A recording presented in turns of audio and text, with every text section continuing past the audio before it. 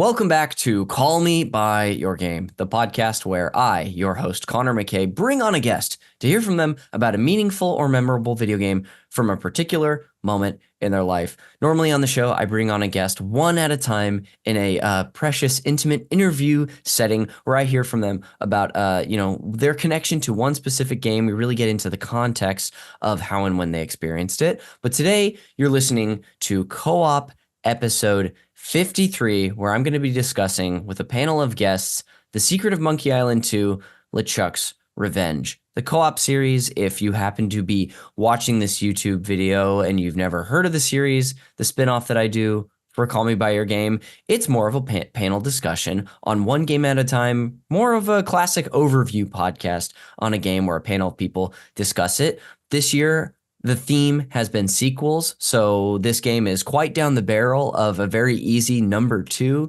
in a series. We also have done Uncharted 2, Psychonauts 2.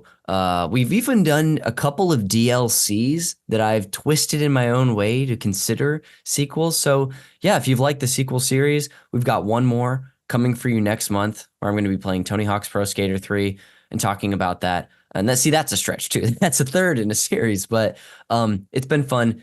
Next year, we're going to be covering indie games as the theme. So thanks for listening. This is, something that's available on YouTube a week after it releases on Patreon for our Engineer Toad tiers. So if you're listening to this on Patreon and you support us there, thank you so much for listening. I'd love to hear what you think about the game and the episode in the Discord. So pop in the Super NPC Radio Discord and let us know.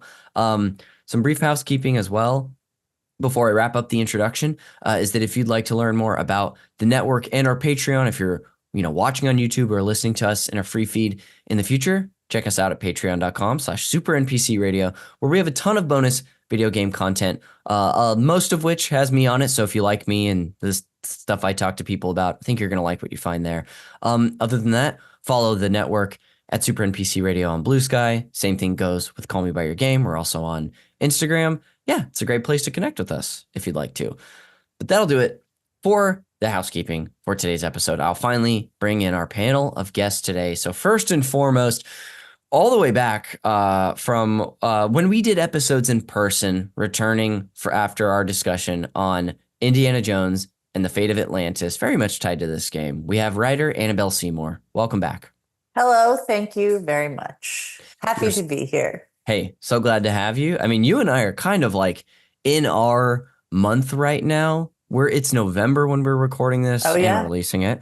We're both Scorpio babies. Absolutely. Do you know off the top of your head, when does this Scorpio season end? Because I feel like it's soon, if not just happened. Thought it just happened because I think on our giant Scorpio text chain, someone was like, goodbye, we're done. And then I was like, I guess it's the end of Scorpio season, but I don't know much about that, about the exact dates. Yeah, I think we're done. Whatever's next began. And so I look forward to our next time. But Annabel, I'm so glad to have you back. So glad to be back. We're also going to bring in a little somebody who I've also talked to about the first game in this series. The Secret of Monkey Island is what he brought onto the podcast a couple years ago. So please welcome musical writer and good beard haver, Andrew Young. Hello. Thanks for having me back. Hey, so good to have you back. You musician extraordinaire. I mean, for the YouTube, this is why people watch the YouTube version. It's because they get these good visuals behind some of us. And Andrew, we got a bunch of instruments back there. Yeah, you got guitars and I don't know, drum kit, and some that I can play well and some that I can hardly play at all. Here's something that I don't need to ask you about, but I will. What's the significance of the different colored bandanas on the guitars? I'm curious about that too. So because each of these instruments, especially the acoustic ones, will vibrate based on sound. Like they'll pick up other sounds in the room and vibrate. I tie off the strings so that when I record, you're not hearing a bunch of cling, cling, cling, cling stuff in the background. Okay. And they're different colors because that's just the kind of guy I am. Well, I love it, buddy. Welcome back. So good to have you. And then last but not least, we've got our most recent guest on the podcast. I believe that was just earlier this year where we talked about Katamari Damacy, a video game designer and parent to Pickle. It's Mo. Welcome back. Hey, thank you. Good to see you again. Great to see you. Happy late birthday. Hey, thank you. I was just wondering if you were gonna say that at all, and now I feel relieved. Mo, I'm pumped to have everybody on. But Mo, this is probably gonna come up a few times on the podcast. But since you came on earlier in the spring, I believe, and now you have released your own video game that is not just a video game; it's a point-and-click adventure in this style. I believe inspired by some of these classic games. Queer Quest is out. Congratulations, dude. Thank you. It feels good. Yeah, it's heavily inspired primarily by Monkey Island 3, Curse of Monkey Island. But Monkey Island 3 is inspired by the first two, so it counts. Is 3 Curse or Escape? Oh, maybe I don't know. I just call them 1, 2, 3. 4, I feel like no one really got into because it was 3D. And then the Return was more recent, and that was a good one. Yes. We'll get into my history with the series and whatnot, but I haven't played 3, so but after playing this one, I think I just want to continue with the series. While we're here, with introducing our guests to start off, kick off the podcast, Mo, since I'm with you, I'll start with you. I know I've forced in a conversation about your game already, but is there anything that you would like to tell the listener about yourself today or plug, including your game? Yeah, if you try to find my game, Queer Quest, which is it's like a gay Monkey Island meets a feminist Leisure Suit Larry. It's on Steam, it's on itch. It's hard to find because there's nudity, and so it has these like adult filters on it. So if you're logged out or if you're logged in but use the default store preferences, then you can't find it. So you have to like treasure hunt to find this game, but it is worth it, I think, personally. But if you turn on, I think it's like the frequent nudity filter on Steam, then you can find it. But also it's pay what you want on itch. So just get it on itch. I'm pretty mad at Steam at this point. Yeah, that's so frustrating that people have to solve their own puzzle in order to find the game on Steam. But I've played at least the first act. Are there 3 or 4 acts in your game? 4. Okay, I got to the party, which is where I left off. But your game is fantastic. I mean, if people are out there listening, if you're listening to this and you're not a fan of point-and-click adventures, maybe it's your entryway into the genre. Actually listening to a podcast 5 years ago about Monkey Island is what got me to buy it on Steam before I had a PC, so I couldn't play it, kind of like what Annabelle was talking about before the podcast. So Queer Quest, All in a Gay's Work, is just such a funny, clever, awesome game, so check it out. Like Mo was saying, on itch or Steam if you'd like. Mo, is there anything else you want to share about yourself, or have we just done it?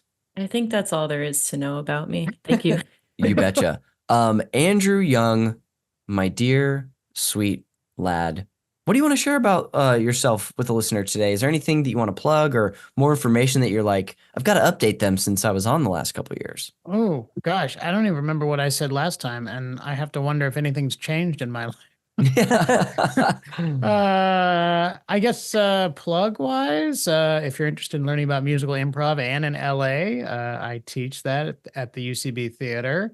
And I perform there all the time doing musical improv and written musical shows as well with a company called Quick and Funny Musicals.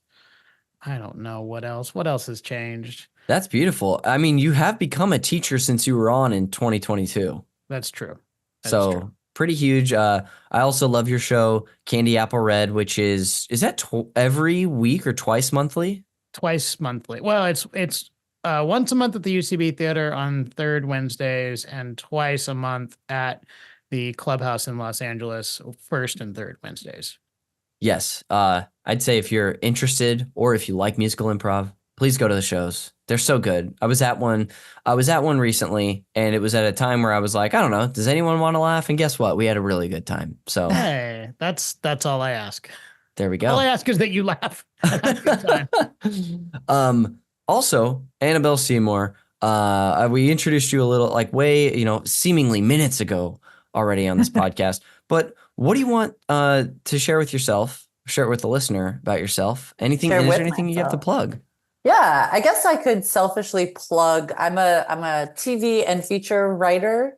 So on TV, I write animation. So check out Beavis and Butthead Reboot Boss Baby Back in the Crib, Megamind on Peacock. Just actually plugging things I should be plugging. Those are all shows I've written on. And relevant to this discussion, I do have this movie that I'm developing with Ubisoft, a big video game company. They have we announced the log line of it a while ago, and we're just like trying to get the movie made. There's already, I looked this up the other day, there's already articles online just based on the log line saying that my movie sucks. So I guess just, it's not out, there's nothing to plug. It's just give it a shot if and when it ever gets made and comes out. Don't judge it too harshly. What is the log line that created such ire? Yes. I looked it up. I don't know why I was like looking for it the other day, but just Googling myself, obviously. I think it's just, when a video game reviewer who's unlucky in love discovers she can play her love life like a video game, something. Like it's something like that. So pretty like broad log line, but that is what the movie is. And then there's some article that rated it a 6 out of 10. I was like, it doesn't exist. And then there's comments that are like, oh, stupid. Is this an April Fool's Day joke? You gotta love the internet, right? I know, but I'm using your podcast as a platform to be like, don't judge it too harshly. Yes. Judge it when it exists. I want to hear all the critiques, but give it a shot if it comes out. Yes.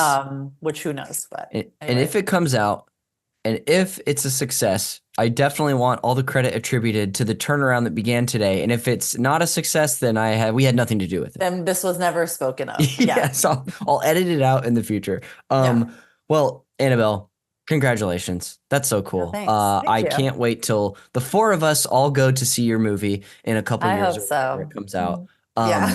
I'm really excited to just be chatting with all of you in general. Like I said, we're going to be discussing The Secret of Monkey Island 2, LeChuck's Revenge, a game that came out in the year, I believe it was 1991. Let me double check right here. Yes, 1991, December of originally. So it's about to be, I almost said 23 years old. I wish. It's about to be 33 years old, which just really feel like dates me.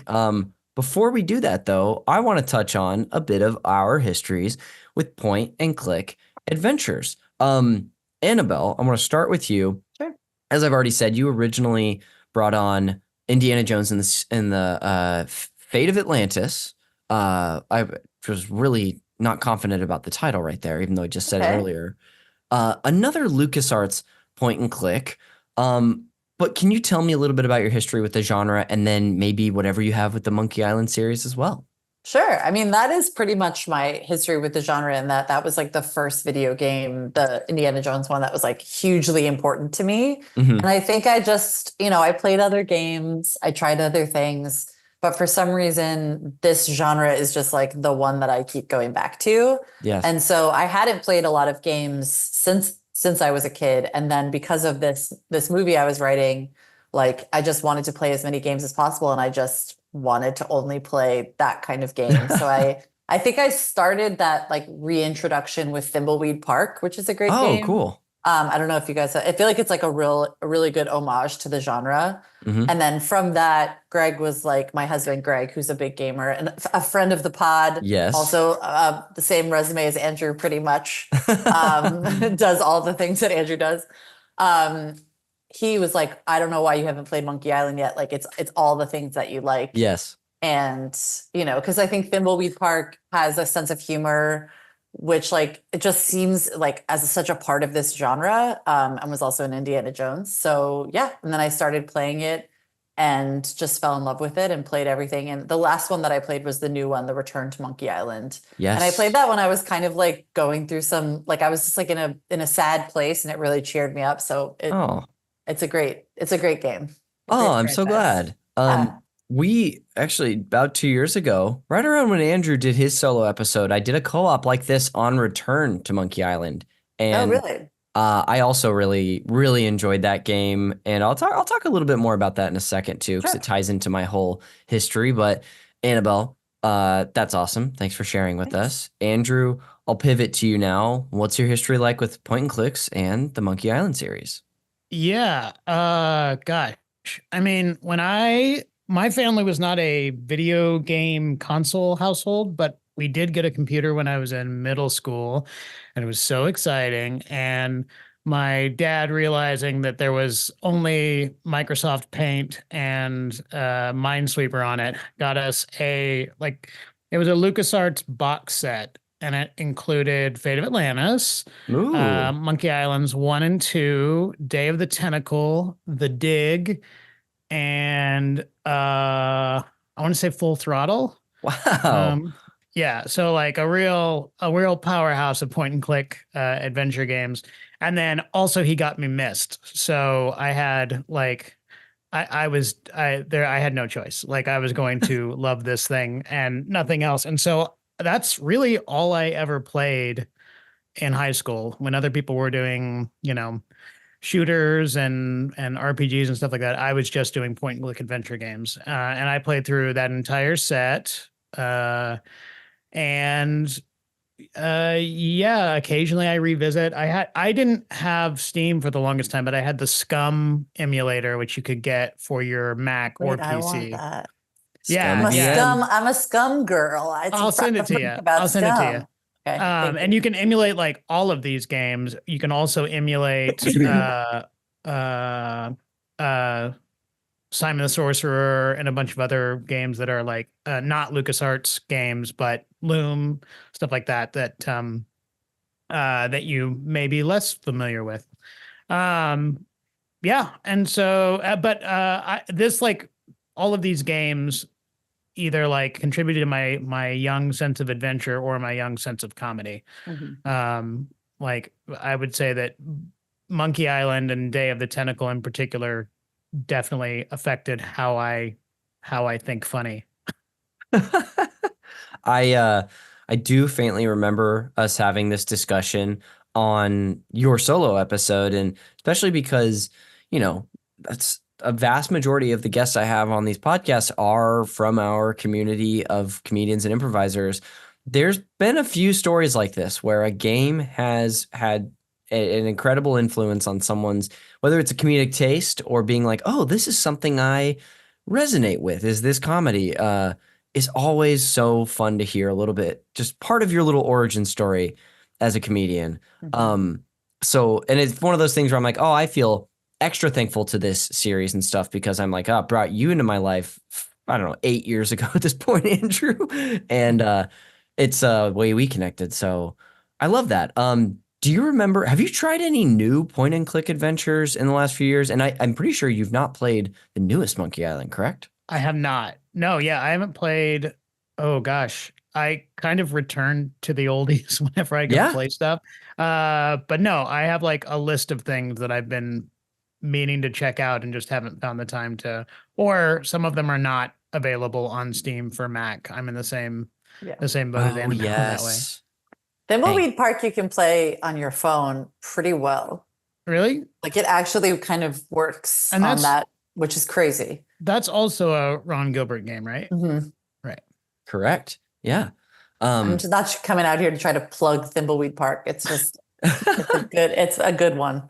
I love it. Yeah, and one of those recent ones as well. So yeah, I'd love to revisit or like visit that for the first time too. Mo, I'll turn to you. I don't remember if we talked about this much on your episode because we didn't discuss a point and click adventure for your main event, but same question for you. What's your history with point and clicks and the Monkey Island series? Yeah.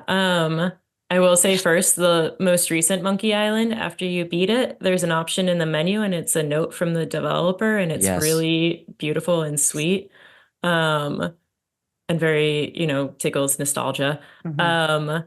I grew up on point and clicks, mostly watching my sister play them. My parents had this thing where you could buy like games on floppy disks and then return them because return policies hadn't caught up to the fact that, you can install stuff and play it and return it. So we burned through a lot of games that way. Hell yeah. And then in college, I replayed a lot of them like with hints and on my own and not as player two, basically. And yeah, they've just seeped into my life. I don't know. I think I just enjoy them. I don't have anything eloquent to say about them. I feel like, I mean, I grew up on Monkey Island, Leisure Suit Larry, not even understanding the jokes. I love Leisure Suit Larry so much. That's a great game. So good. King's Quest series. What else? Sam and Max. Like, I just loved all of them. Like, the humor, all of it's so good. I mean, when I decided I had to make a video game, I knew it had to be in that genre because that was the genre that influenced me the most. I'll say newer point and clicks that I've enjoyed. Lil Guardsman, LILGUARDMANS. It's half inspired by Monkey Island and half inspired by Passports, Please. So it's sort of a combo of like, some point and click elements and some like interrogating people trying to get past. Really cool game. Great voice acting. It was really fun.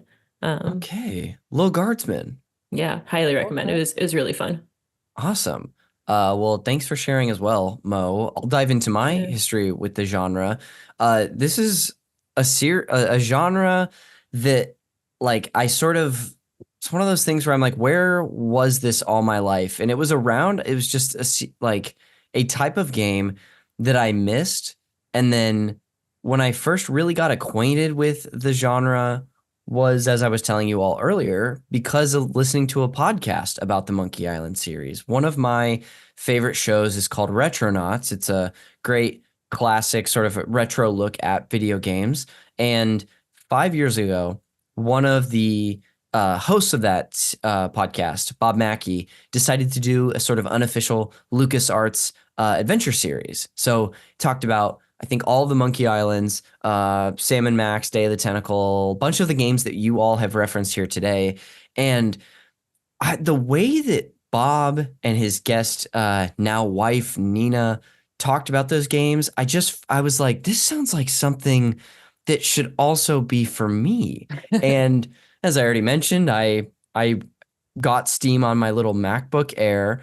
I installed Monkey Island 1, or I bought it only to realize afterwards that it's not compatible with Mac. So I was trying to jump through hoops to play it, and I never quite figured it out using backwards routes on that computer. And then while listening to the series, I realized I've actually played point and click adventures, but I played a bunch of the Humongous Entertainment games. Mo, you're shaking your head. Are you familiar with some of those? Yeah, Putt Putt Goes to the Moon. I think Ron Gilbert did Pajama Sam, if I remember correctly. Ron Gilbert, after Monkey Island 2, left to start Humongous Entertainment because of just a sort of a void in children's adventure games, and like ones that are specifically geared towards kids. And Humongous Entertainment, made series like Putt Putt, Freddy Fish, Pajama Sam, Spy Fox. There's probably one I'm missing. But for me, I played some of these games at my friend's house growing up, but I didn't own any of them, and I would often just get stuck really early. So my experience was limited. But the big tie for me to Humongous was the Humongous Sports spinoffs, like the Backyard Sports series. So we're talking Backyard Baseball, Backyard Soccer.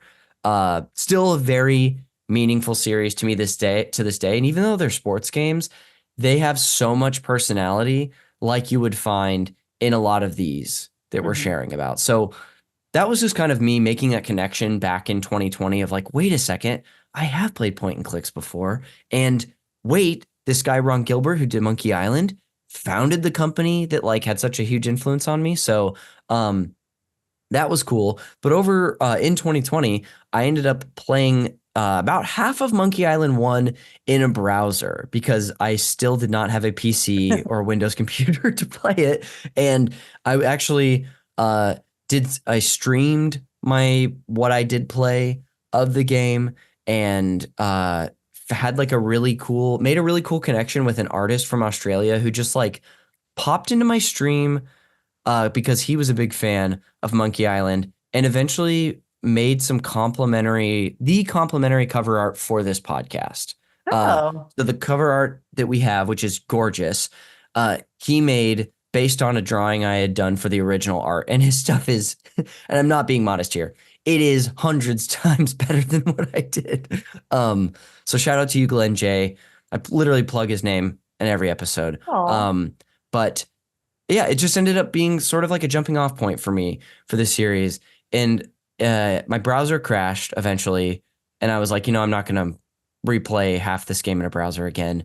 But then when Return to Monkey Island came out in 2022, I was very interested, and it got great reviews, and I played it, and I absolutely adored it. I thought it was so great. Andrew, if you ever play it, let me know what you think. I wish I had a physical copy that I could let you borrow, but I loved that. And then I've played other. Grim Fandango is like a top 20 favorite game for me now. I played that last year and did a co-op episode on it. So I become more familiar. Leading up to this game, I played all the way through Monkey Island 1, and I couldn't believe how good it held up in my eyes personally. There's still some like obscure puzzles and some stuff that I think fairly you could criticize of like, how would anyone ever make the connection to do this? But for the most part, it was a pretty special game. And that's what led into playing part 2. I've had this planned all year, so we can finally discuss it. We're going to get into some history and context about Monkey Island 2 before we jump in. And again, if any of you want to share anything that you think is important before we jump in about the history and context of the game, you all have the green light to do so. Without further ado, I'll just kick this off for us. Monkey Island 2, LeChuck's Revenge is a point-and-click adventure game developed and published by LucasArts in 1991. Players control the pirate Guybrush Threepwood, who searches for the legendary treasure of Big Whoop and faces the zombie pirate LeChuck. Like The Secret of Monkey Island, development was led by Ron Gilbert as the main lead designer, with Tim Schafer and Dave Grossman also providing, filling plenty of roles, but more specifically, they led the writing of this game. Monkey Island 2 was the 6th LucasArts game to use the SCUM engine, which stands for Script Utility.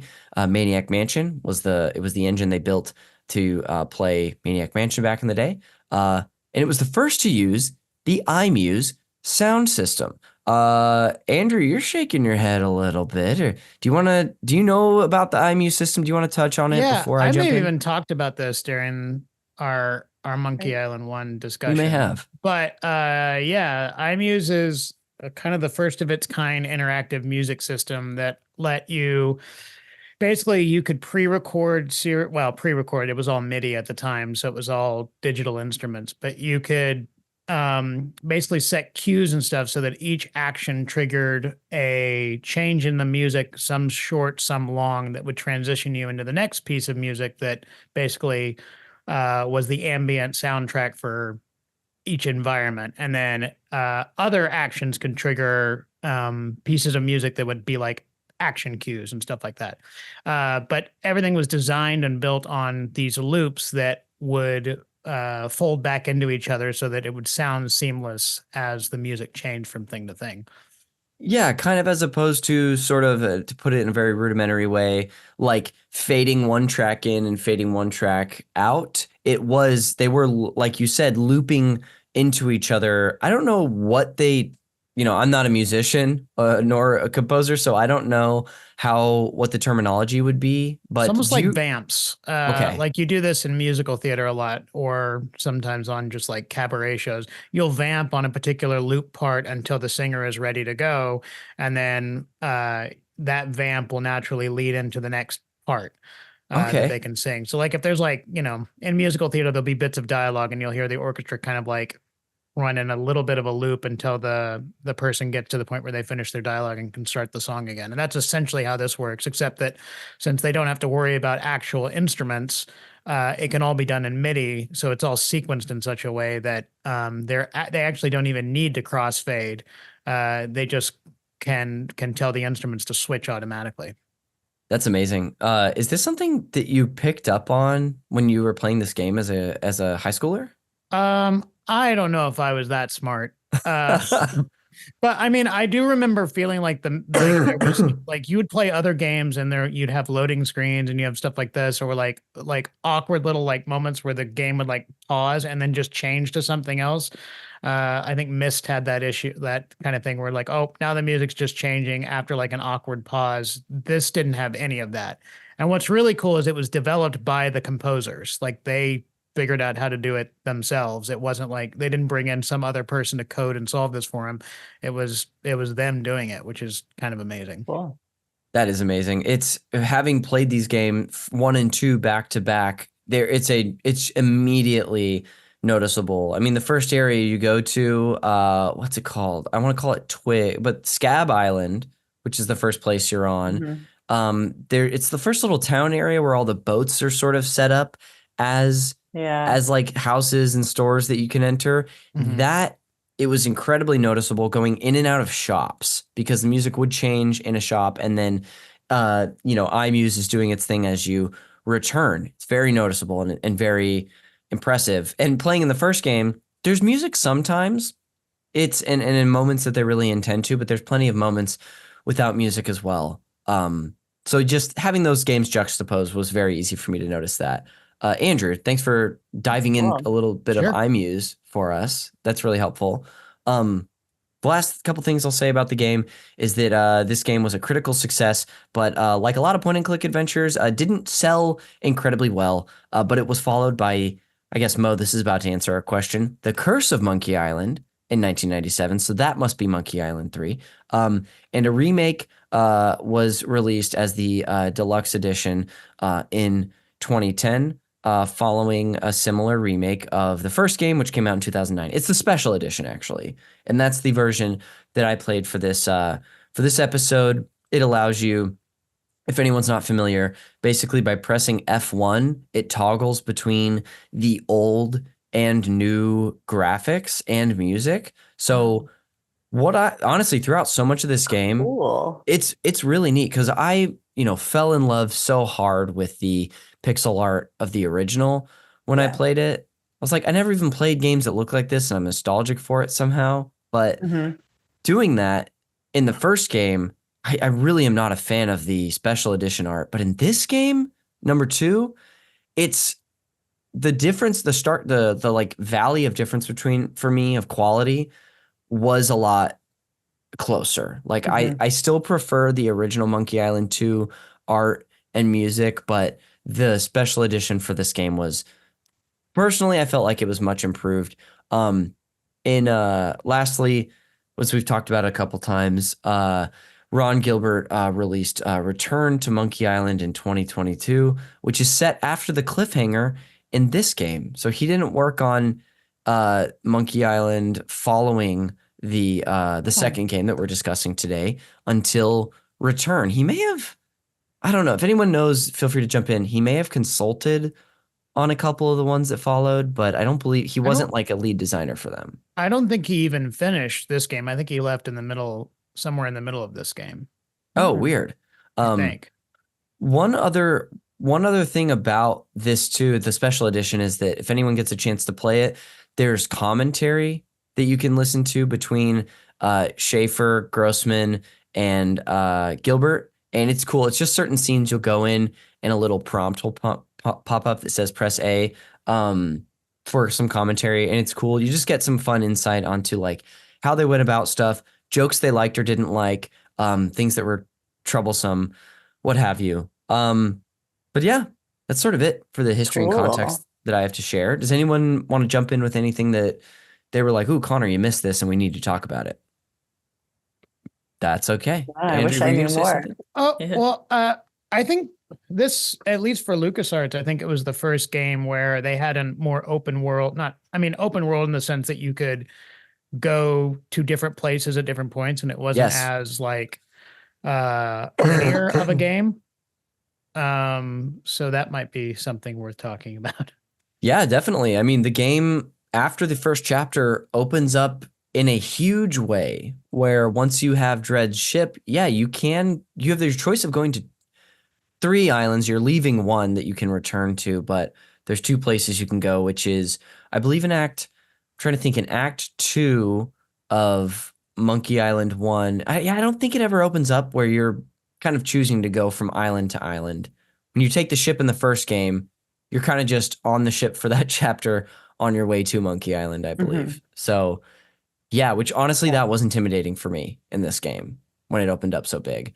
Well, let's finally get into, our personal feelings and anything that we might bring up about this game. So, Andrew, maybe I'll turn to you first, since you, I believe, have had a long history with Monkey Island 2. When you think about this game, looking back, what's one of the first things that comes to mind as far as a highlight goes for you? How silly it is. Yeah.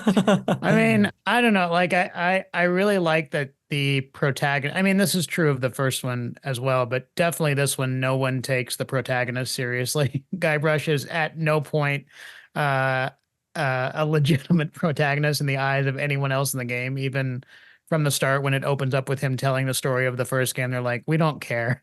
Yeah.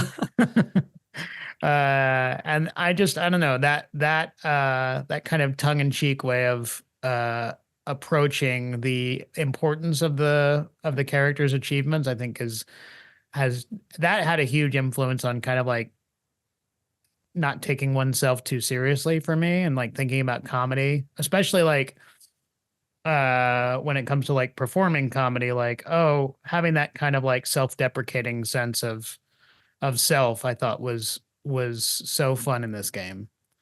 Yeah, absolutely. He's undercut at so many moments. Like anytime there's countless points throughout the story where he's like, well, what if I told you I was the guy who got rid of LeChuck? And everyone's like, no, you didn't. That couldn't have been you. And even though it was him in the first game, there is something so funny about how you essentially are starting from square one as the character with very Rodney Dangerfield. He doesn't get no respect from anybody.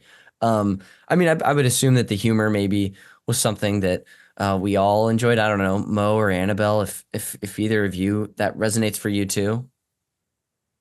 Yeah. I never think of myself as someone that likes puns, and then I realize that I actually say them and am surrounded by them all the time and actually do enjoy a good one. Yes. And I think Monkey Island series is definitely to blame for that. Yeah. Yeah. Somehow the franchise does like take just dad jokes and makes it palatable and like very fun. Like, I think the best thing about the humor of this game and of the franchise is like somehow it walks the line between like being really corny, but just not making me feel like I'm playing something that's like too corny for me to enjoy. Yes. Which I think it fits that middle section in a lot of ways for me, because I also think in terms of ease of play, like it's not too easy, because I've played some sort of lesser point and clicks that are like on my phone just because I just like and it's just so easy that it's just not fun at all. Yes. But it's not so hard. Like I find Maniac Manor like too hard because there's too many characters that you have to play. Even though like I do like when you can change characters as like a move, I think that's like fun.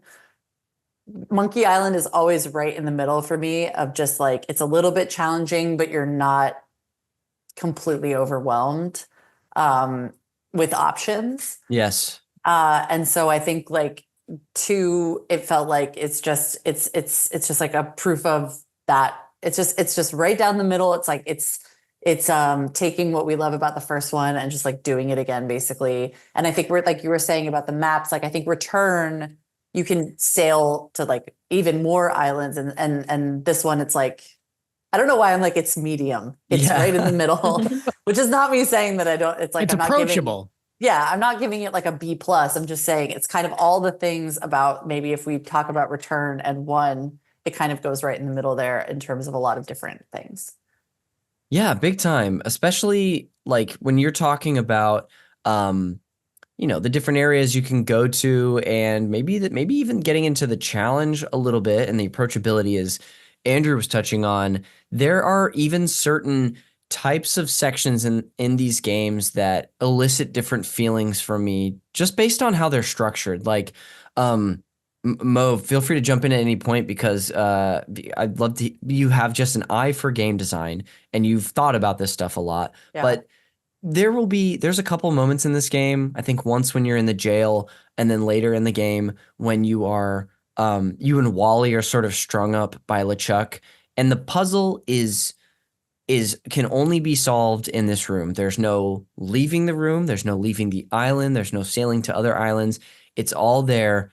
Sometimes I find that can bring, I wouldn't call it a comfort necessarily, but like a confidence of like, okay, these games, you have the tools you need to solve problems. Mo, is that something that like you've clocked about the different style of like puzzle chains and stuff that can happen? Yeah, I've definitely seen that around. I think it's a nice constraint to have. And I think one of the nice things about the Monkey Island series and watching them evolve is like the first one, like they were pretty constrained. They didn't know it because who knows what technology is going to look like. And the second one, they were like, well, we can do all these things. So let's do like all of them, you know, let's go hard on the music. Let's go hard on the graphics. Let's go hard on the dialogue options. Like they were able to expand a lot more and try a lot more things.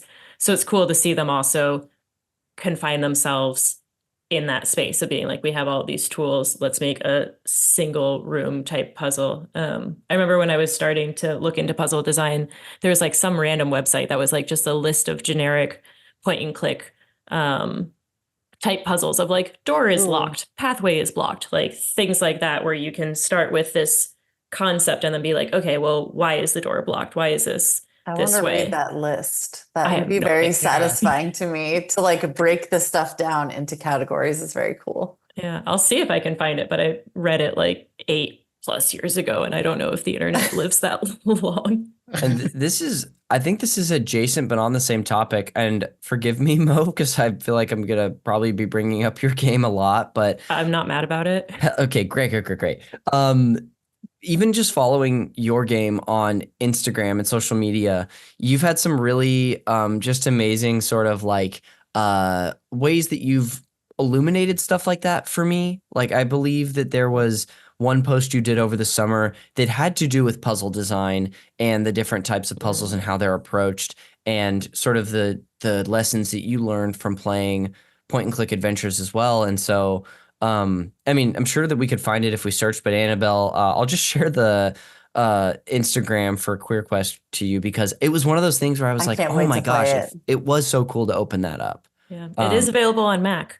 Oh, I'm already like, I'm so excited to play it. It sounds great. Yeah. The post I think you're talking about was about the Grim Fandango puzzle document. That's what it was. Yes. You can find a lot of like puzzle design documents online. There was one for that. There was one for this really obscure game that was a point and click where I think it's not Space Quest, but I think you're in space or some fantasy land and you have like this little purple character animal. Does this tickle anyone's brain? No. I will look for this later and listening. try to remember. But you could find like a couple of these design documents, and the Grim Fandango one was so laid out of like 3 intro puzzles. Now branch out and do 2 side-by-side puzzles. Okay, now 3 async puzzles, and like that helped me structure. So I just ripped off other games. Structure is how I learned. I'm not like, obviously I'm not a game designer, but for this movie, like I have to kind of design a fake game within the movie with like dialogue trees and stuff. So I'm always looking for anything that makes it all feel like there is sort of canned, not, for the movie to make it accessible. I want people to be able to understand like, oh, these are like these kind of benchmarks or recognizable structures from games, so I might use that. Yeah, let's talk after, because I think I still have a folder of resources of old game design docs and stuff that I can pass along. Ooh, I love that. Even just like on this discussion too, one of the big thoughts that I had about Monkey Island 2 having come off the first one is that it feels like they blew out this game in almost every way to me, or just expanded the scope of it clearly. I mean, felt like a much bigger game to me. I don't know. I think it took me around the same amount of time or less time only because I played this one with a guide in order to finish it for this show. And the first one, I looked up several things for sure, but I think because I played it 4 years ago and it was like something was in the back of my brain about certain puzzles, I was able to do it by my own volition for the most part. But 2, the only section I really got to do that with was Scab Island, which is the first island you are confined to. And I still had to look up certain things like there's a moment where when Largo Legrand, he's bullying everyone and you have to get rid of him off the island. I had never would have thought to put there's a bucket of mud you get. Mud, yeah. Yeah. Yes, that you put over the door so that when he comes in again and you have to close the door, then it's going to fall on him. Like, there's still stuff like that I don't have a criticism for necessarily, but I would say that these games are best to be enjoyed over like a longer period of time rather than cramming for a podcast. And that puzzle is tough anyway, because you have to get the mud from the swamp. You have to steal the bucket, then be like, when you assume that you can get swamp mud. Yes. Yeah. And then go back, put it over the door, close the door. Like, yeah. My favorite. Oh, sorry. Me too. No. I was done. I'm bad at Zoom after all these years. My favorite thing about this genre of games, because I'm not savvy. I'm not smart. I love just picking up everything and trying everything.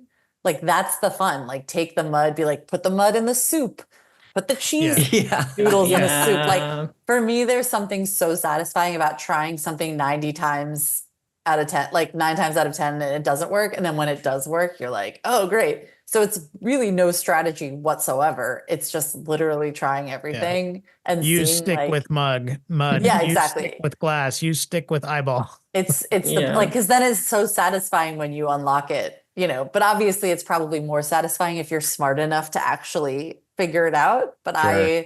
I don't know if it's a smarts thing. I think it's just strategic. If you think of this really weird way. Because I feel like when we talked about Indiana Jones, I was like, I can't believe you have to take the chewing gum from the desk and put it on your shoe and then climb up the shoe. Like, that was what kind of clicked for me. And so I love that this game has so much of that. And you can scoop up a bunch of stuff, which I always appreciate. It feels kind of like crossword logic, people who play crosswords learn the language of doing crosswords and get better at it. And like point and clicks have the same like weird kind of logic language. Yes. And also like knowing the character, like knowing the tone of the game too, to help you. Like, I was noticing in game 2, there's the point where you need money. And so you have to, and then you're at the bartender and the bartender's like, oh, well, I got this new chef. Like, and you just know. Yeah. And I remember, like, in my head, I'm like, okay, well, obviously you're going to have to get this, because you kind of know the shady little attitude of Guybrush Threepwood, and you just know that that's what you're going to have to do. And I love that when it's the vibe of the game, the personality of the character that also tells you how to unlock the puzzle. Yeah. I like that he's mean, but you never feel like you're being mean. Like, I think that's really hard to pull off. It is hard to pull off. Because you're destroying someone's career. Yeah, you're wrecking lives like repeatedly in this game. And by the way, just for his reputation, like, Guybrush Threepwood doesn't care about anything but like having stories to tell around a fire. He's like not a good guy. He's not a hero. Yeah, he's a narcissist. Yeah, it's a franchise about the folly of like male privilege. Yeah. But we're just like ready to do it. Throw a rat in that soup. They definitely like that is prominent in the first game, but it is really present in this one, and almost you can't miss it. Like, it feels like every 3 interactions you have with someone, his arrogance or narcissism or whatever we want to sort of characterize it as comes up. I remember the big moment at the end of the first game where you show up to, you think you're saving Elaine, but you actually kind of get in the way of her plan to take down LeChuck. Was like, it was so funny. And it was like, you've been on this whole adventure thinking this is what you're doing. And to just be reminded that, oh, someone else might have a plan and be smarter than you was funny. And so in this one, to have her have already like left him by the beginning of the game felt like, I don't know, it was kind of a nice, I felt like they did good on their through line there. Yeah. I think you can get away with him being a bit of a jerk because he loses so much. Yes. If they really, because otherwise I would be annoyed and I wouldn't play it. Because like, I just, I've worked in like cartoons enough to be like annoyed by just like male characters in general. And he doesn't annoy me because it's true. Like, he gets taken down a peg constantly. But I also think that they did a good job in the return, not right, the last one. Yeah. Of almost kind of like giving the character like a bit of an evolution. Yeah. Because I believe he's like a dad talking to his son, and you kind of feel like you've grown up with the character and like in this sort of big way. And I just love that too. Yeah, there's some moments in that game where they really make that apparent. I not to spoil anything too much, but you like ruin a sort of the way I'll say it is you ruin like a civilization's like home is what I'll say. And it's so drastic, and the way that they animate it really gets the point across. And I think that's where it starts to pop up more in that game too. Mm-hmm. But yeah, there's so much of what we're already discussing that is like things I really love and appreciate about this game. And I was kind of talking about the scale of it a little bit, and it is so much bigger. And Annabelle, you were talking about the way you might go about solving puzzles sometimes. And yeah, some of these I am really excited to revisit this game someday, to really sit with it, and to just check things out and to let my brain work. I still think that there are things that I'm going to miss next time, or that I will have to be like, wait, how did this work? Even sometimes, like I was doing a puzzle today at the very end of the game when you're at, well, I guess it's not at the end of the game. It's when you're in LeChuck's fortress and you have to do that puzzle where you have to use the lyrics that your parents told you when you were knocked out in order. It's kind of a repeat of the treasure hunting one in the first game. Do the monkey dance, but it's all about, thigh bones, head bones, rib bones, that sort of thing. I knew what I was doing because I had like read it in a guide, and I still couldn't figure it out because I was trying to open a door and you're supposed to push the door. So sometimes little things like that'll come up. Yeah. And sometimes I think those are satisfactory, or I feel like I appreciate them because it is a specific thing to do with a type of item.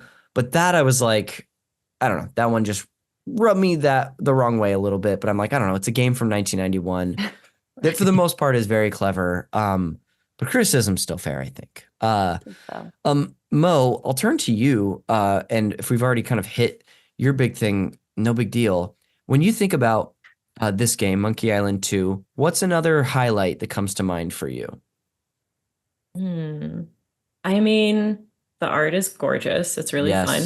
I think as far as like them expanding the game and making it so much bigger, I think that that works really well and also adds to the frustration. Like you use the fishing pole, you finally get the fishing pole to get the map piece that's off the cliff, and then the seagull grabs it. Yeah. Or you finally get like the oar to put in the tree to climb the tree, and then it breaks. And it's just like every step is like really just the first or the second step and not actually the fifth step or the final step like you thought it was. I feel like that game pulls the rug out from under you like constantly. Yes.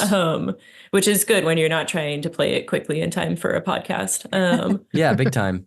Yeah, but I don't know. I just think it's really clever and fun. I love traveling island to island. It reminded me of, I think it's like King's Quest 4 or something, where you have a boat and you can go to a bunch of islands, and that felt very big and new and cool. I remember in the director's commentary, they talked about how they laid out the puzzles so that for each puzzle, you'd have to go to each island for a different thing, which feels tedious, but also lengthens the game. And it makes every place, unique and reusable, which I think is really important in point and clicks, where like you've been somewhere, but then you've been somewhere and it's different. I think that's really cool and powerful. Yeah, I don't know. When I think back on it, I always thought more about the comedy and the puzzles, but replaying it this time, like the art got me a lot more. And do I have anything else to say about that? I'm not sure that I have some, I'll sort of take a page out of your book to talk about the pixel art, because I'm still like, I absolutely loved it in these first two games so much.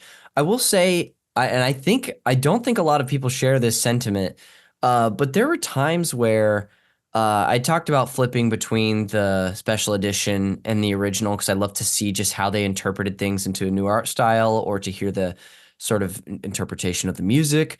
I found that in the first game, I would only do that because I wanted to hear the voice acting. Because in the first special edition, unless you've like, there's some code you can fiddle with, I guess, but you can only hear the voices in the new art style, which in the first game I just don't think is very good. But in this one, I found myself staying on the newer art style occasionally, even though I preferred the original. And partly that was because sometimes it just made it so that you could actually see some detail of like an item that sticks out or like an object that you could hover a mouse over and look at. And as much as I am, again, feel like I'm just preparing for Backlash, as much as I'm a big fan of the art in this game, there are several times where like things just for me seem to get lost in each other, whether it be like background or Guybrush walking into a thing or me just, and again, I can't tell if this is because I was speeding through or not, but there were things that I would just never see in the original art. And I guess that's why they call it pixel hunting, when you're just moving your cursor over every bit of a screen. But yeah, that's just, again, very positive, but there were times where I was like, not as hot as I think most people. Andrew and Annabelle, did you have any thoughts on like the art design for this game at all? Maybe Andrew, I'll turn to you first. Yeah, I mean, the last time I played it, I played the new art version. I don't think I toggled all that much just because I wanted to see what all they'd done. Yeah. And I do remember thinking like, I guess I remember being impressed by how much I was like, oh yeah, that's the thing that I remember, even though it's the new art version. I was like, yeah, why does that feel exactly like the thing that I remember? And and then realizing that, oh wow, they communicated what this new higher fidelity version is doing with 256 colors and and a screen that was 800 by 480 or something, or 600 or something like that. Maybe not even that big. So the new stuff gave me a real appreciation for how well the old stuff worked, in that it still felt like I remembered all of these things. Yeah, that's great. Annabelle, anything stick out for you art-wise? Yeah, I totally agree, because I think it's just like the DNA of the franchise is so strong, the characters that they repeat, the general tone, like it's it's almost like a little bit of like a haughtiness to be like, yeah, we can change up the art, but like, it's this game. And you feel that. So I think, I played the first one in the pixelated, like, which is what I love and makes me feel like comfortable and safe and happy. And then the second one just with the new art, which I do like. But yes, I agree with Andrew that certain things, like the way the salesman like shakes his arms, you can do things that feel exactly the same, but it's a different art. And I was like, oh, I remember, yeah, exactly like what you were saying. Like, oh, I remember that guy, even though he looked completely different. He's moving the same way, and he's talking the same way, and his attitude is the same. So it didn't bother me. And the Return to Monkey Island art felt like almost like too, it's like I dealt with it. It wasn't my favorite. Sure. Yeah. But like this felt kind of like, again, like in between, like an in-between step. Yeah. There was a neat Easter egg in the new art versus the old art in the mansion. Oh. Where if you toggle the new art, the art on the wall is Grim Fandango. But Monkey Island 2 came out before Grim Fandango. So it's not in the original. I think in the costume shop, they switched out one costume for Purple Tentacle. Oh, interesting. Good catch. You guys are good. Yeah. It's just a lot to catch there. There were so many, there's Easter eggs like those, which I feel like you have to look for or just have an eye out to catch. And then this one, way more than the first one, they were not afraid to make homages to a lot of Lucas film stuff. There's so much Star Wars and Indiana Jones in this one, from like lines that Guybrush would say to like the moment with LeChuck at the very end is very Vader Luke, where Vader's asking Luke to take off his mask. And yeah, in a way that like, I wonder if in 1991 that sort of stuff was overdone. Whereas like, I feel like, growing up in the 90s, every other parody was like no, I am your father sort of thing. Like how LeChuck's like, I'm your brother to Guybrush, which I didn't see coming. And I've played the last game, so I must have just like totally forgotten. And I have no idea if LeChuck's in the rest of the series. I don't even remember what they do in Curse. If they make that just like some, I think in it like some spell he's cast on Guybrush where it's he's like tricked him into believing this other reality is real. I don't remember. It's time to replay it. Curse, I could not get out of the first room, and I was like, I'm done. I can't do it. For some reason, that like the third one, I found it too hard, and visually I didn't like it, and I didn't play it, but I feel bad. I would recommend giving it another pass if you can, because it's got a lot of good stuff 3 does. There's I really love the like hand-drawn art style of they're different, but 3 and 4 in their own way. I think that's 3 and 4. And so it really makes me want to play them at some point. I think just 3. 4 wasn't well received by anyone, I don't think. Yeah. Okay, gotcha. I'll try 3. I'll try it. And I'll look them up to make sure later which one I'm thinking about. You also get a lot of Murray in 3. Mm-hmm. So Murray, that alone. who was like my friend in number 5, and I was like, oh, he's probably in all the games, and I forget that like new characters are introduced, and he's not even in this one. He's not in the first 2 games. He shows up in 3. Yes, I think that's the first time he shows up. I don't know what it is about the style. I'm looking at it now. I mean, I'm gonna play it because like now we're talking about it, and I'm like, I just want to play all these games. Yeah, I don't know what it is. I wanted to sort of open it up with our last 20-ish minutes or so to favorite moments in this. Well, I guess before I do that, I don't think I've actually turned to Annabel. And I know we've talked about so much of this game already to where if we've covered a thing you wanted to highlight, no big deal. But is there anything that you want to highlight that comes to your mind about this game that we maybe haven't touched on yet? Or if something you want to underline? Just like little moments that I like. Or it could be like it could be an overall thing like we were talking about the art and puzzle design, or if there's like a smaller detail that you want to just like highlight. I mean, I feel bad because I feel like it's like 91 and I don't know, Fat Phobia was not as talked about. Oh my God. Yeah. Fat Island and that governor. But like there's something with video games where like a squirting sound effect and like a squirting noise, like it's like itches my brain something. So even though I find it very tasteless, I did like that fat governor who just squirts food into his mouth. Well, also did you I notice saw myself in him? Did you notice underneath the bed there's another tube?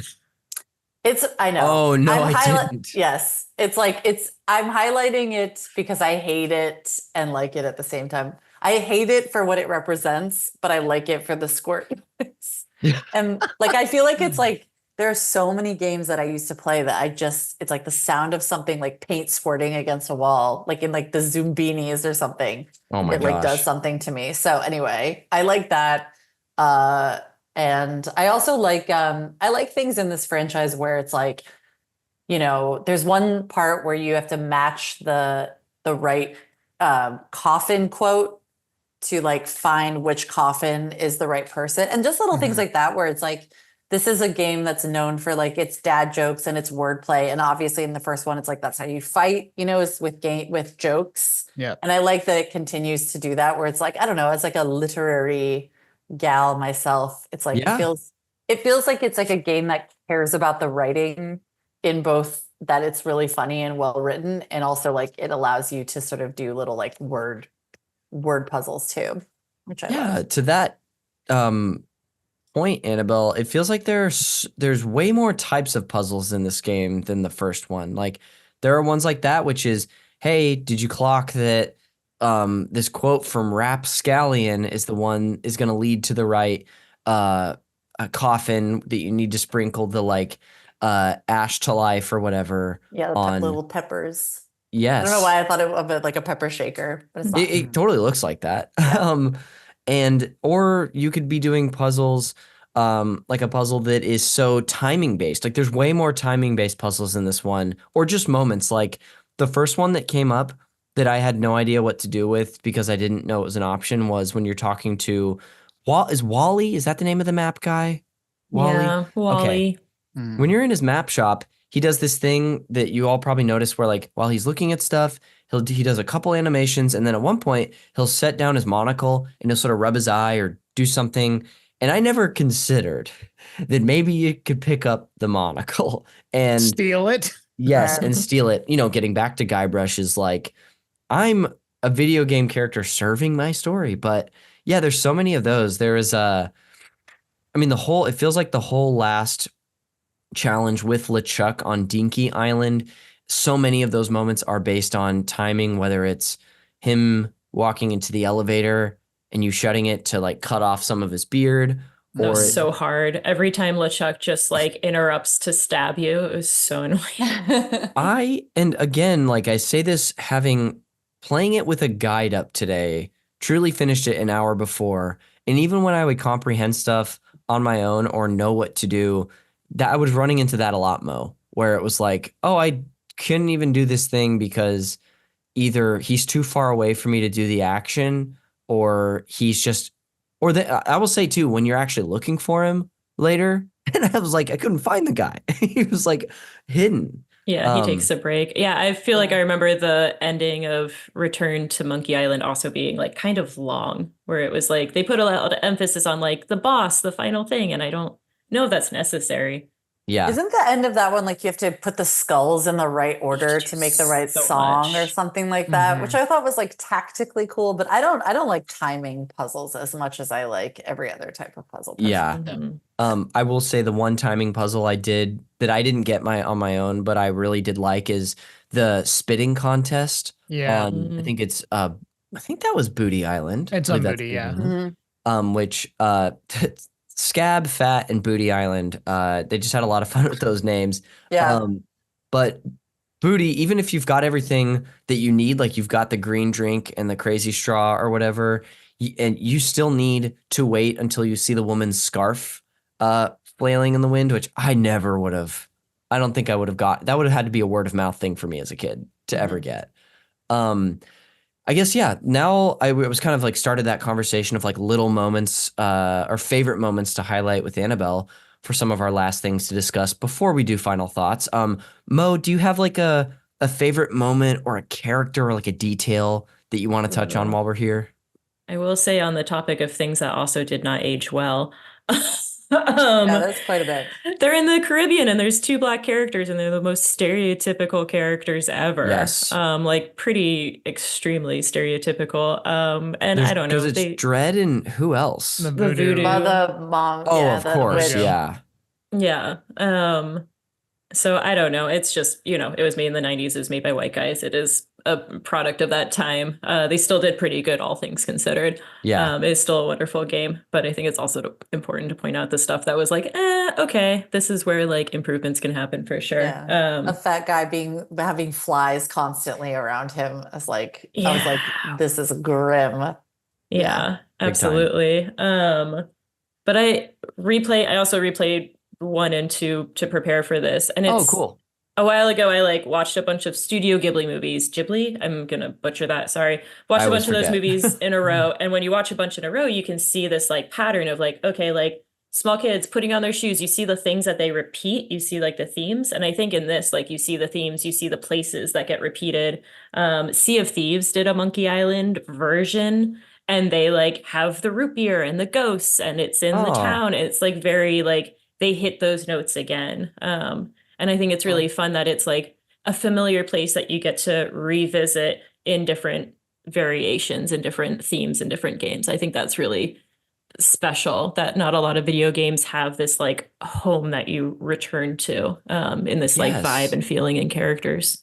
There's like thematic things like that in the Zelda series that I really appreciate. Like so many of them feel so similar, but they do have their own like eccentricities or details or themes that make them different, but those commonalities remain. And I love knowing that, and it's almost like a comfort thing for me sometimes. And to your point, Mo, like I've now played 3 Monkey Island games, and there were things jumping into this one, especially being so fresh from the first, that that understanding felt comforting to me. And I was like, I can try to do this or it's going to be something very enjoyable. But yeah, to your point earlier too about like the things that didn't age well, one thing that like when it popped up, I was like, oh, we're about to get into some like transphobic territory was when Guybrush puts on the dress, but they don't really draw any like negative attention to it unless I missed it. Not really. Guybrush isn't pleased to have that outfit. He doesn't put it on anywhere else. And it is a joke. Yes. But they don't lay too hard on it. Like they're pretty good at not like overkilling any joke, even the bad ones. Mm-hmm. Yeah. I just remember as soon as that happened, I was like, oh, I got so worried. I was like, oh no, this is about to make me feel bad about how to handle this. Anytime a man puts on a dress in the 90s, you know you're walking into something. And yeah. And it's not going to be, probably won't be respectful at all. But Andrew, I'll turn to you. Is there a little detail or a moment in this game that you want to touch on? Ooh, that's a good question. Well, before I answer that question, I was going to call it that something that I find funny about the return to familiar that we were talking about earlier is that every time it happens, they're like, "Don't you remember this?" And the other character's like, "Nope, we don't remember you." Or Guybrush doesn't remember someone. I'm like, I thought that's a very funny way to approach the fact that you're using the same stuff over and over again because it's like comfortable, but it's also not missing the chance to make a joke out of it. Mm-hmm. Or letting someone that didn't play earlier games, he's like, how do I know you again? And then the character's like, oh, here's the context that some player might need, and it's done in game. It's very fun. In terms of like specific moments, I mean, at this point, like I've played the game so many times that it's tough to pick like one thing. I do remember last time I played, I remember noticing that when you play the roulette wheel, he asks like, how do you make any money at this if you just keep giving the password? And he's like, I don't know, I don't own the place. I just remember thinking that was so funny that there's the logic of this makes no sense, so they're just going to say, sorry, we don't know, but this is the puzzle. That's like they're like, hey, we know that this should be called out, but we're not going to give a satisfactory answer. Yeah, we don't have a solution. Just for some reason, you can get the code and win the game, and it's rigged, but in no way that would make any logical sense in terms of making money. It's like meta in that way. I think it's a very kind of meta game without it being explicitly so. Like even that, like when you travel and then the map takes forever. God, they're like fucking with you. Like they're just kind of like, we know you're playing a game. Like, ha ha ha. It's like, I do kind of like that. There's a few times in the game where the game just sits there and takes its time and makes you wait on something. And maybe that was game engine specific back at the time, but even that roulette wheel, you just have to watch it spin for like 20 seconds. I was wondering if I should have clicked something and then I realized, no, it's just going to go for a while. They're just fucking like, it's just like a part of the sense of humor of the game. I love it. Yeah. I will say one other like moment that just made me laugh, and we've kind of talked about it, is like literally at the beginning of the game, if you look at your inventory, you have so much money. Like you just like it's like, I'm glad I have bank bonds and gold and cash money. It's like, I'm gonna do this whole thing in style, and then you walk into Largo and it all gets taken away right away. I think the first time I played the game, I didn't bother to look at my inventory before I walked up to him, and looking at it the last time I played, I was like, oh, it's just gonna tease you. Yes. That's great. Big time. Yeah, that was, I think, Andrew, I looked at it as I ran into him, as he starts to sort of like dangle you over and shake all this stuff out. And I was like, I mean, as much as I know that that's just the game poking fun for a joke, I was like, oh, there goes all my stuff. Yeah. I like that there's a lot of useless items in the Monkey Island series too. I feel like a lot of point and clicks, like you have to use every item and everything has a purpose. And here it's like, no, you can go to the shop and buy the memorabilia plate and then never use it for anything and wonder if you're supposed to. That's the most fun for me, is like wondering, because I try everything and like wondering, and I'm not disappointed when there's something that's useless and just for fun, because it makes it harder. That's sweet. I had like the opposite feeling where I was like, I opened the envelope, get rid of the envelope, don't make me scroll through this thing. But it ultimately was like felt pretty harmless. For me, I had a couple things I wanted to, like moments or details I wanted to highlight before we turn to final overall thoughts or anything outstanding people didn't get to share. And the first thing I wanted to share was a moment and a puzzle that I found really satisfying. We kind of had gotten to it earlier where I believe it's on Fat Island where there's the big tree as well with the little holes in it. And you have like a little, forget what they call the item, but it's like a slab that goes into the tree. I think it's an ore, isn't it? You get an ore to be the second step. Oh, there's a plank. There's a plank too. Plank. That's what it is. Thank you. Plank you. And I had no idea what to do, but once I thank you. That's a very Monkey Island joke. I'll go ahead and never do a podcast again. Of course, we talked about the moment where when you first put in the ore and you start to take your steps up there, you fall, hit your head on the plank, and you have that vision of your parents and then skeletons singing to you. But after you get it fixed by the carpenter on Scab Island, I enjoyed not only that it made so much sense in my head that like as you have these two steps, you step on one, you pull the one from behind you and then put it in front of you. I felt that was just one of those really satisfying moments as like a puzzle solver where I was like, wow, I didn't solve many of these on my own, but I got that one. I liked that. And what I really liked about it is after you do it, I think 3 times, Guybrush goes, I think I got the hang of this. And then you don't have to do the rest. Yeah, that was nice. Because there's like 10 or 11 holes up the tree. Yeah. Yeah. And then you sort of go to that like crow's nest area, which kind of ties in to another detail that I want to bring up, which is I think they might get into this a little bit in the first Monkey Island, but you being able to pick up objects or things that don't seem like you should be able to pick them up. Plenty of times in the game, if you try to pick up a crate or something, Guybrush says, I can't pick that up. And that's fine. But the fact that you pick up a monkey and a dog separately. Yeah. Mm-hmm. And Guybrush just like kind of like opens his coat or his pants or something and drops them in was really funny. And then up in that crow's nest above the tree that I was referring to, there's a whole pile of papers. And it made so much sense to me. And the connection was clear from the dog that had, as you would try to leave Elaine's mansion, the dog would sniff out the map piece. And so it goes against you there, but then it serves you later when you're looking for it in the pile. Just a couple of like funny details like that, which I was really just helped color my experience in such a jolly way, I'll say. Well, as we sort of finish things up here and close out, going to turn to everyone and give you a final chance to sort of just put a bow on whatever final thoughts you have on this game. This could be like, if you've got like something you want to say, you can, but if you're like, oh, I didn't get to talk about this, you've got the green light. Andrew, I'll turn to you first, buddy. What are your final thoughts on Monkey Island 2 as we sort of wrap up our discussion? I guess like kind of my big takeaway, and you have to do a little research to know this, I suppose, but I think the game has this feeling is this idea that, I don't know, kind of a ragtag group of goofs, made a video game and then made another video game and like kept like it, everything I read about like the LucasArts, environment. And if you've ever seen like the Light and Magic documentary on Disney about Industrial Light and Magic, it's like, there's like parallels here. It's like people that would teach themselves how to do a new skill so they could do the thing that they wanted to do.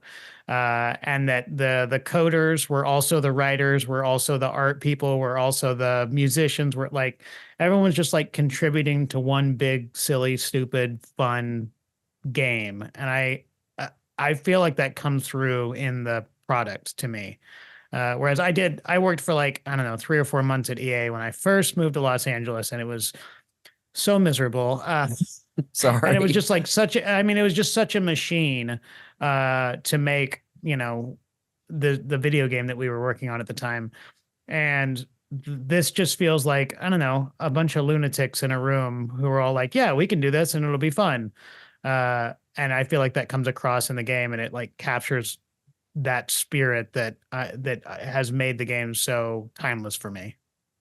That's lovely. Yeah, that's something that like I absolutely sort of like I think fantasize about is one way to put it. And there's another term that I'm missing where I'm just like maybe it's like sort of idyllic is being able to collaborate with a group on something as fun and charming as this and have it be like a nice experience and like you were getting to Andrew, just like a bunch of goofs making something. I know that's not always possible. Even having watched a documentary that I've watched twice since it came out is the documentary on the making of Psychonauts 2. Fair to assume, have you seen that, Mo, at all? No, I've been watching their one about Broken Age. Yes.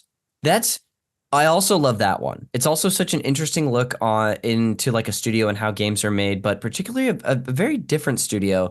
And something that the Psychonauts 2 doc gets into is how this is a really special place, but that it's also has its own set of challenges and like issues to work through, like any place. I mean, it's not an EA, like Andrew was saying, but it's also not like as idyllic and perfect as we'd like to think. But who's to say what this LucasArts experience was like? I mean, it's fun to get little anecdotes, Andrew, from them on like the commentary or interviews in years since.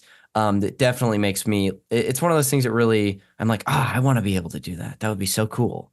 But thanks, Andrew, for your final thoughts. I'll turn to you for plugs in a little bit. Mo, I'd love to hear your final thoughts on this game. Yeah, I mean, I love how much it's inspired other games out there. I really like, oh no, I had something good and insightful to say. What was it? I like that it's a cult classic, and you don't see that in video games very often. You see that in movies. But cult classic video games are like kind of a rare thing. And I don't know, I think it's just like a little bit of magical nostalgia bottled up, and it's a really sweet game. I'm a big fan. I love it. Well, thanks again for sharing all that you brought on today. And then Annabel Seymour. What are your final thoughts leaving this discussion?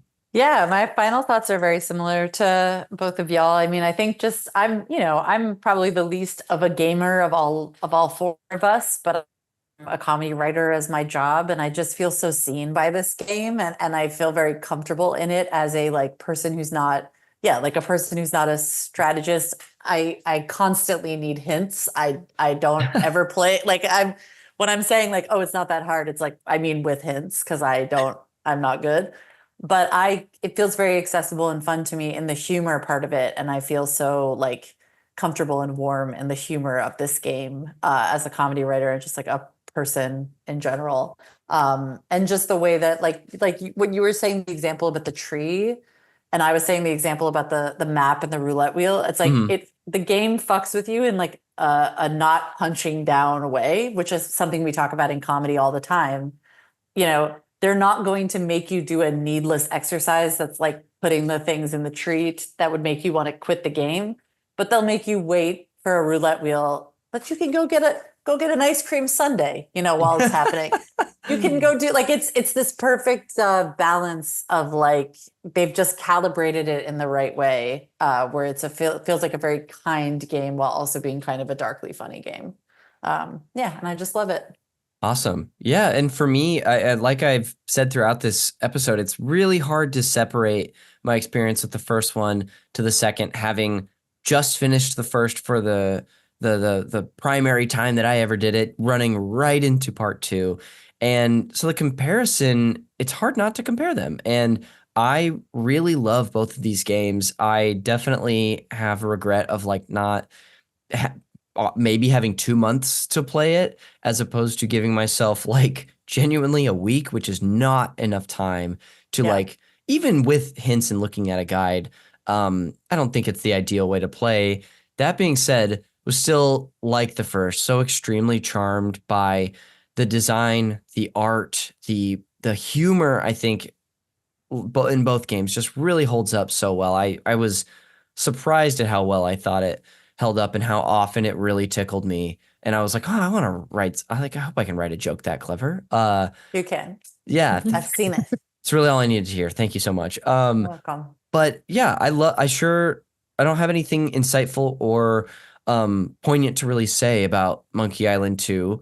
But when I do think about it, it reminds me of how I feel about the Paper Mario series. Don't know if anyone's played Paper Mario. Great, sort of simple RPG series, but the first one I think is it has a little less personality, but it is more tightly made and it fits more in a perfect little box, whereas the second expands the scope in every way and I think succeeds in almost every way. But I would understand if someone preferred that first more simple, tight experience.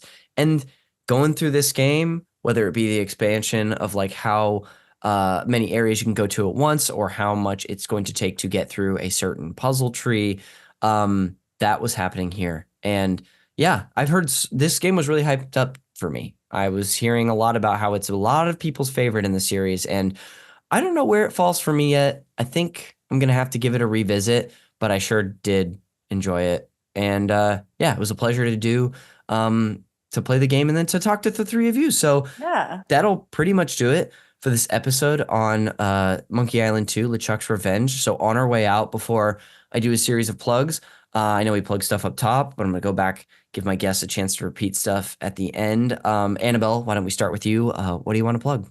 Sure. Go watch Megamind, the show on Peacock. Go watch the Beavis and Butthead reboot on Paramount Plus. Go watch Boss Baby Back in the Crib. Go watch Hoops on Netflix if you really want to dig back into my repertoire. And don't come for me on the internet when and if my Ubisoft movie comes out. And if you do come for Annabelle, make it be positive. Make it be because you're like, that was great. Yes, come Annabelle, for me with your compliments. No, both.